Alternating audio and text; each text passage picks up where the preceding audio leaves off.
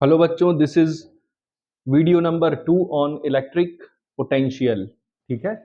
तो इससे पहले वाला जो लेक्चर था उसमें हमने समझा था कि अगर दो पॉइंट्स हैं इलेक्ट्रिक फील्ड में तो इनके बीच का जो पोटेंशियल एनर्जी डिफरेंस है वो किसके बराबर होता है? Negative of the work done by the conservative force, या यहाँ पे कंजर्वेटिव फोर्स कौन सा है? Electrical force. तो negative of the work done by electrical force is equals to change in potential energy या पोटेंशियल एनर्जी डिफरेंस। और हमने मान लिया था कि R1 यदि इनफाइनाइट हो जाता है तो R2 को हम मान लेते हैं R, और अगर R1 इनफाइनाइट है तो U1 या फिर UA बोला होगा उस समय, UA बोल देते हैं। UA कितना हो जाएगा? जीरो, मतलब potential energy eight point A is zero. और UB इज इक्वल्स टू हम U बोल देते हैं। तो यही इक्वेशन बन जाती है U माइनस UA कितना हो गया? Zero, is equals to 1/4 pi epsilon zero QQ zero, R2 की जगह लिख देते हैं R। ठीक है।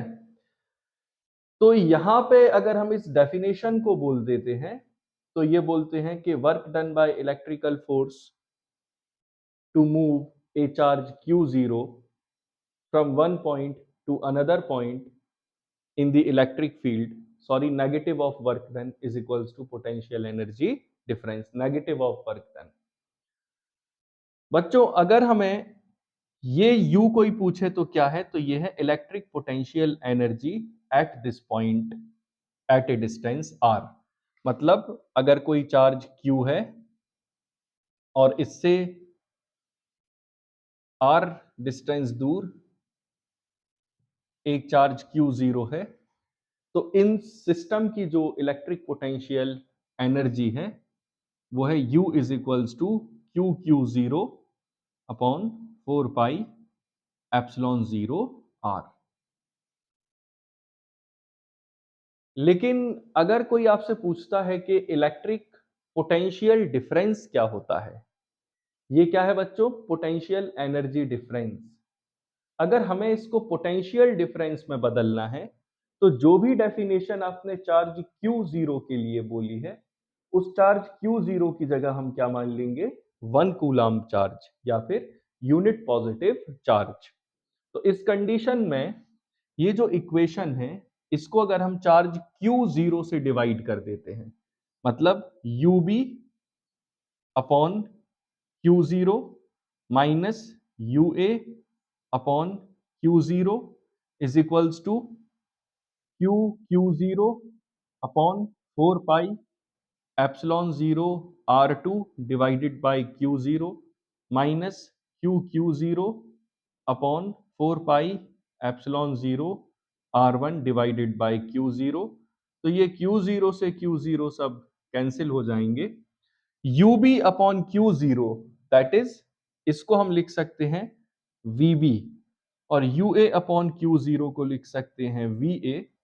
तो ये इक्वेशन बनेगी Q upon 4 pi epsilon zero R2 minus Q upon 4 pi epsilon zero R1।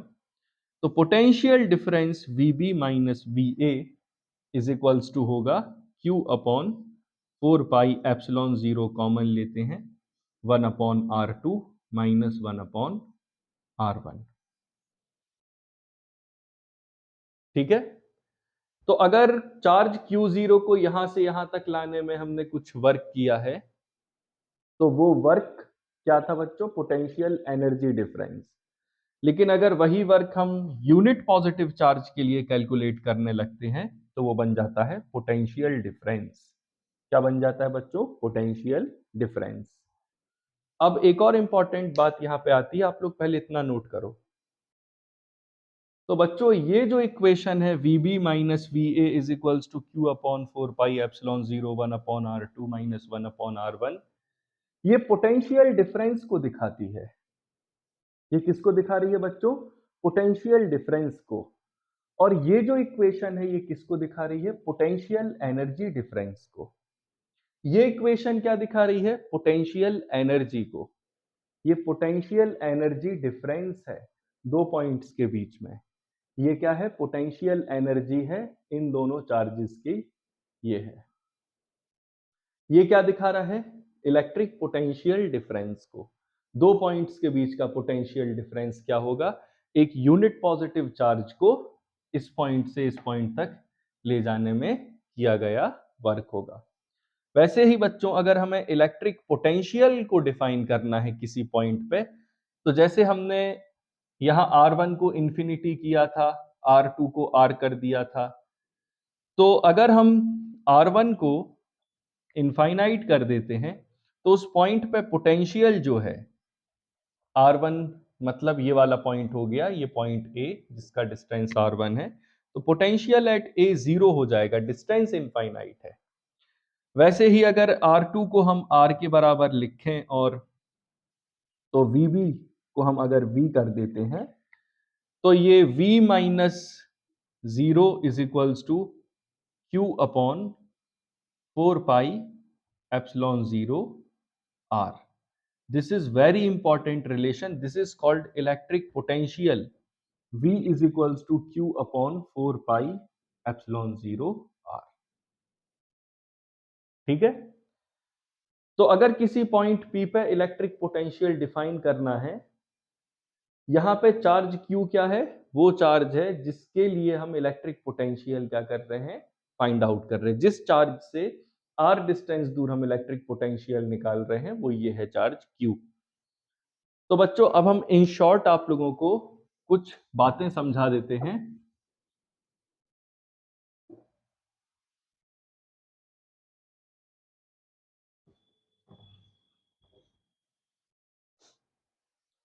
अगर हम एक चार्ज ले लेते हैं Q, ये है चार्ज और ये ओरिजिन पे रखा है, और यहां से ये इलेक्ट्रिक फील्ड बनाएगा अपनी, ठीक है? और यहां पे हम एक चार्ज रखते हैं Q0, ठीक है? तो अगर आपसे कोई कहता है कि इस चार्ज Q0 को, अभी मैं थोड़े डिफरेंट वे में समझा रहा हूं, ठीक है ना? अगर इस चार्ज Q0 को और थोड़ा दूर बनाते हैं, इस पॉइंट A को यहां बना देते हैं, ठीक है? इस चार्ज Q0 को पॉइंट A से पॉइंट B तक लाना है तो कुछ ना कुछ वर्क करना पड़ेगा ना, ठीक है? तो अगर आपको पॉइंट A से पॉइंट B तक इस Q0 को लाना है तो वर्क करना पड़ेगा A to B इसको लाने में। अब इस चार्ज पे बच्चों पहला फोर्स कौन सा लगेगा?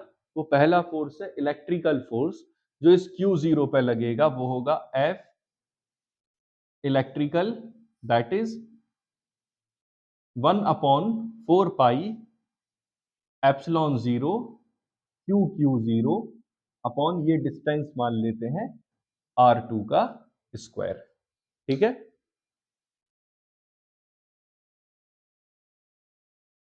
ये जो इलेक्ट्रिकल फोर्स है ये इस डायरेक्शन में लगेगा, इस तरफ, ठीक है?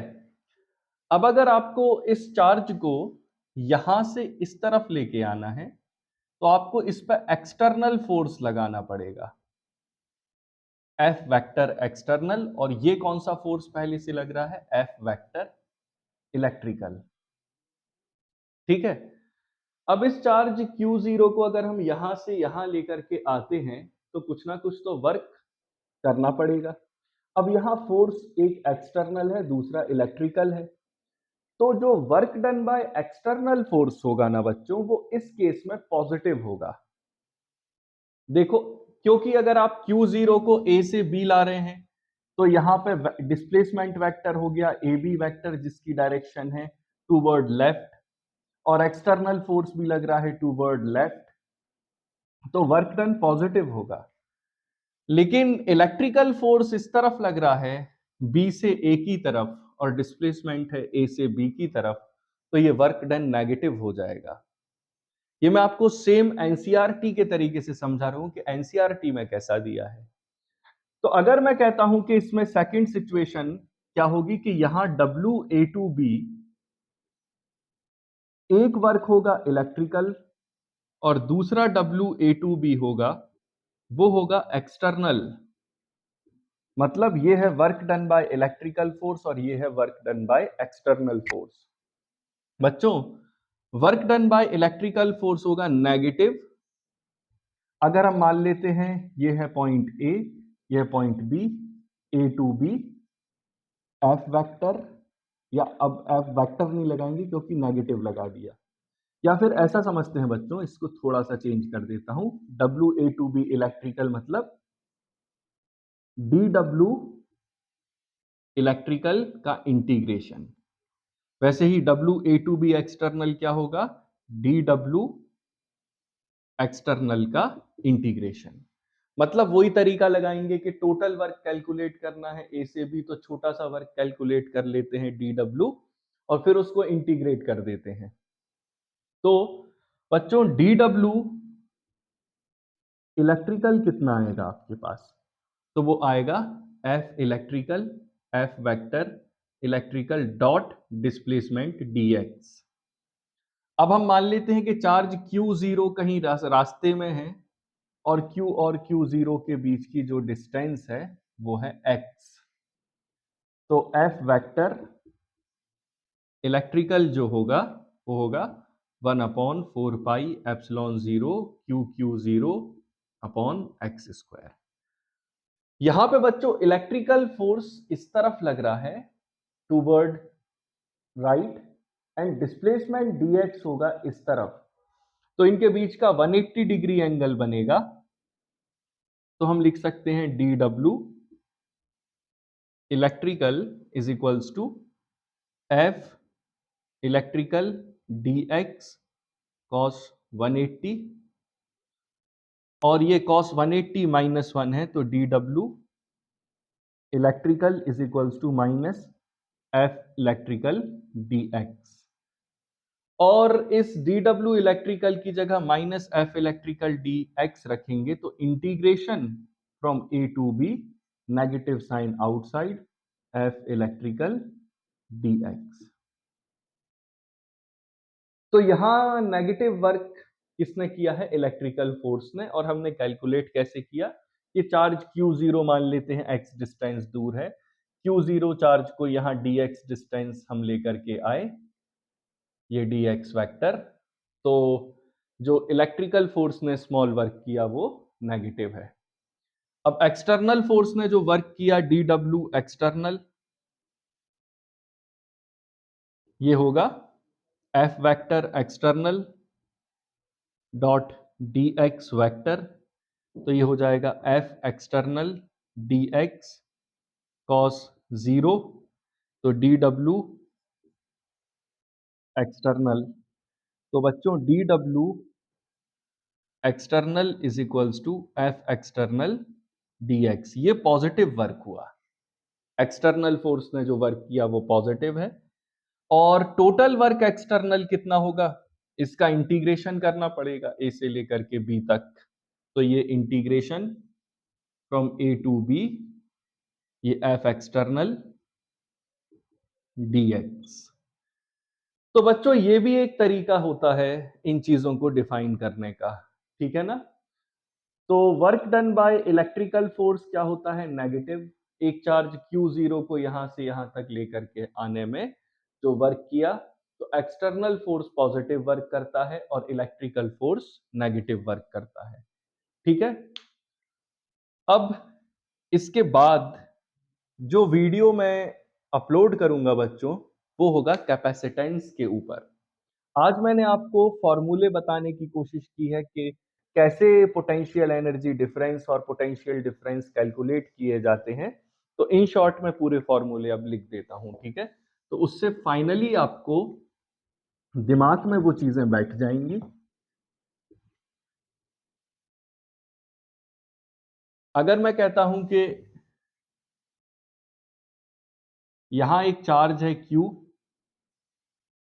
और इससे R डिस्टेंस दूर एक पॉइंट P है, आपसे कोई कहता है कि इस चार्ज के कारण इस पॉइंट P पे पोटेंशियल कितना होगा, तो V बराबर सीधा फॉर्मूला लगाएं 1/4πε0 Q अपॉन R,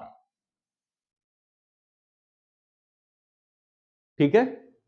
अगर कोई कहता है कि एक चार्ज है Q, दूसरा चार्ज है Q0, इनके बीच का डिस्टेंस है R, इनके बीच का जो आपसे कोई पूछे कि इनकी जो पोटेंशियल एनर्जी है, इस सिस्टम की जो पोटेंशियल एनर्जी है वो कितनी है, तो U बराबर सीधा सीधा लिख दें Q0 upon 4 pi epsilon 0 R।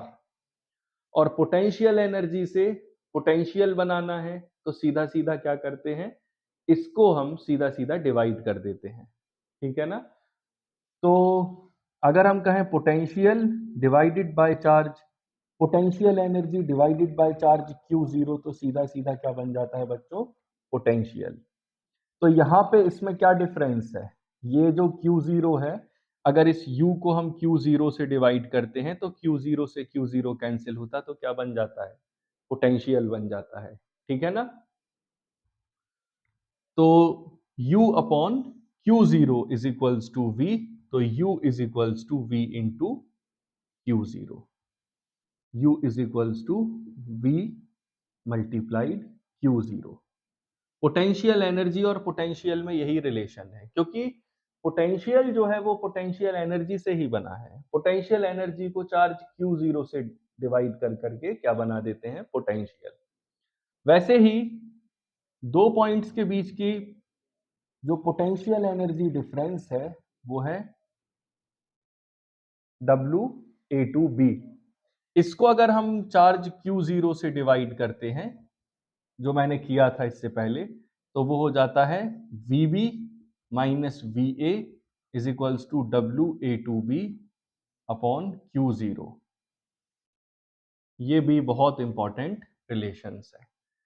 अभी जब मैं न्यूमेरिकल कराऊंगा तो ये सब कुछ आपको यूज होगा उन न्यूमेरिकल क्वेश्चंस में, इसीलिए वीडियो को कई बार देखें और इनको रिपीट करते रहें। Thank you.